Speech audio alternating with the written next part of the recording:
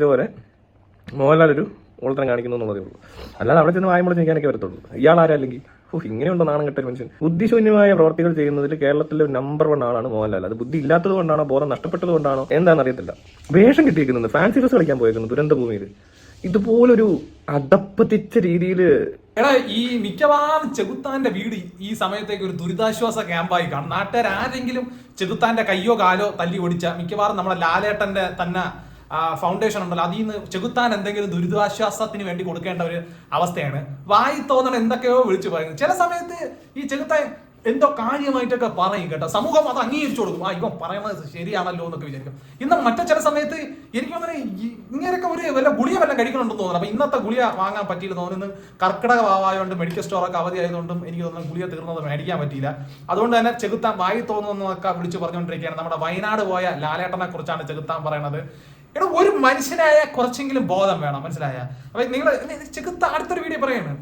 പുള്ളി അത് നിങ്ങൾ നടക്കുമ്പോൾ പുള്ളിയുടെ വിചാരം എന്തായിരിക്കും എനിക്ക് പുള്ളി അത് വിചാരിക്കുന്നുണ്ടോ കേണൽമാർ പണി ഇതാന്നൊക്കെ.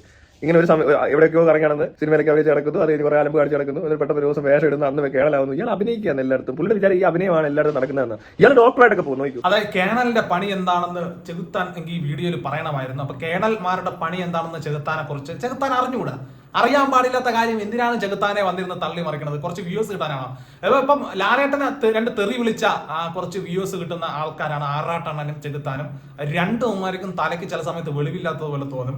എടേ കണ്ണൂർ ബറ്റാലിയനിലെ 122ാമത് ബറ്റാലിയനിലെ ലെഫ്റ്റനന്റ് കേണലാണ് നമ്മുടെ ലാലേട്ടൻ. ലാലേട്ടന്റെ ടീം അംഗങ്ങളാണ് വയനാട് രക്ഷാപ്രവർത്തനത്തിൽ ഏർപ്പെട്ടിരിക്കുന്നത്. ലാലേട്ടൻ ഒരു സിവിലിയൻ ആയിട്ടോ അല്ലെങ്കിൽ ഒരു സെലിബ്രിറ്റി മോഡലൊക്കെ അവിടെ പോയിരുന്നെങ്കിൽ അത് കൂടുതൽ എന്താണ് ഒരു നെഗറ്റീവായി മാറിയത്. പക്ഷെ അദ്ദേഹത്തിന് നമ്മുടെ രാജ്യം കൊടുത്തിരിക്കുന്ന ഒരു പദവി, ആ പദവിയുടെ പ്രകാരം അദ്ദേഹത്തിന്റെ ടീം അംഗങ്ങൾ ഈ പറയുന്ന വയനാട് രക്ഷാപ്രവർത്തനത്തിൽ ഏർപ്പെട്ടിട്ടുണ്ട്. അപ്പൊ ആ രക്ഷാപ്രവർത്തനത്തിലെ കുറച്ചും കൂടെ അവർക്കൊരു പ്രചോദനമൊക്കെ കൊടുക്കാൻ വേണ്ടി ലാലേട്ടന്റെ ഒരു പോക്കായിട്ട് ഞാൻ കാണുന്നുള്ളൂ. അതേപോലെ തന്നെ ലാലേട്ടന്റെ ആ ഫൗണ്ടേഷൻ വഴി 3 കോടി രൂപ വീടില്ലാത്തവർക്കും മറ്റുമൊക്കെ ധനസഹായമായിട്ട് അദ്ദേഹം പ്രഖ്യാപിച്ചിട്ടുണ്ട്. പിന്നെ 25 ലക്ഷം രൂപ സ്വന്തം പോക്കറ്റിൽ നിന്ന് എടുത്ത് അദ്ദേഹം ദുരിതാശ്വാസ നിധിയിലേക്ക് സംഭാവന കൊടുത്തിട്ടുണ്ട്. എടാ ഈ പറയുന്ന ചെകുത്താൻ ഒരു 250 രൂപയെങ്കിലും കൊടുക്കാൻ പറ്റുമോ?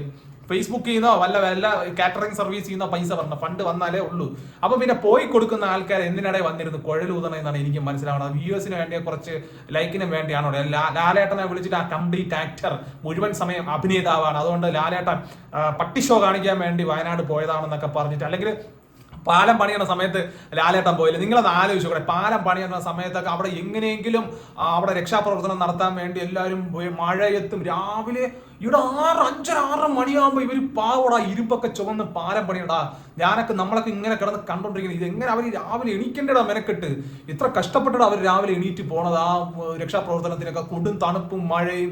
അപ്പൊ ആ സമയത്ത് ഇനിയിപ്പോ ലാലേട്ടനും കൂടെ പോയിട്ട് അവിടെ പോയി കിടന്ന് അവരെ കൂടെ ശല്യപ്പെടുത്തി അതൊരു വലിയ ബാധ്യതയായി മാറൂല. എനിക്ക് തോന്നുന്നു ചെകുത്താനെ നിനക്ക് കൊടുക്കാനൊന്നും പറ്റില്ലെങ്കിൽ നീ വായും വെച്ചോണ്ട് മിണ്ടായിരിക്കും. അല്ലാതെ നീ കംപ്ലീറ്റ് ആക്ടറിനെ കുറ്റം പറഞ്ഞുകൊണ്ടിരുന്നിട്ട് ഒരു കാര്യമില്ല. മിക്കവാറും നിന്റെ വീടും ദുരിതാശ്വാസ ക്യാമ്പായിട്ട് മാറും. കാരണം നിന്റെ കയ്യും കാലും നാട്ടുകാർ തല്ലി ഓടിക്കുന്ന ലക്ഷണമാണ് എനിക്ക് തോന്നുന്നു.